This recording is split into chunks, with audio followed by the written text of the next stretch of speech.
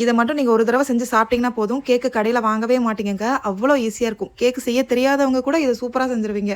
சாப்பிட்றதுக்கு சொர்க்கமாக இருக்கும். டபுள் சாக்லேட் மஃபின்ஸுங்க. இன்னையோட கிறிஸ்மஸ் சீரிஸ் ஃபினிஷ் ஆகுது. வீடியோ சேவ் பண்ணிட்டு சேனலை ஃபாலோ பண்ணி வச்சுக்கோங்க. எனக்கு தெரிஞ்ச எல்லா ரெசிபியும் போட்டுட்ருக்கேன். ஏதாவது டவுட் இருந்தால் கமெண்ட்டில் கேளுங்க. அதுக்கும் நான் ரிப்ளை பண்ணிட்டு இருக்கேன். நீங்களே கப்பு செய்கிற வீடியோவும் நான் நெக்ஸ்ட் வீடியோவில் போடுறேன். ஸோ சேனலை ஃபாலோ பண்ணி வச்சுக்கோங்க. அளவு எல்லாமே நான் வீடியோவில் கொடுக்குறேன். ஃபர்ஸ்ட் ஒரு பாத்திரத்தில் பாலும் வினிகரும் சேர்த்துட்டு ஒரு 5 நிமிஷம் ரெஸ்ட் கொடுத்துருங்க. அது பட்டர் மில்காக மாறினதுக்கு அப்புறம் தான் அடுத்த பொருளை சேர்க்கணும். மில்க் ரூம் டெம்பரேச்சரில் தான் இருக்கணும். சூடாக இருக்கக்கூடாதுங்க. 5 to 10 மினிட்ஸ்லேயே வந்து பட்டர் மில்காக மாறிடும். அடுத்தது தான் பவுடர் சுகர், முட்டை, ஒரு சிட்டிகை உப்பு, oil, chocolate essence, vanilla essence எல்லாத்தையுமே ஊற்றிட்டு ஃபர்ஸ்ட் நல்லா மிக்ஸ் பண்ணி எடுத்துக்கலாம். அவ்வளோதாங்க.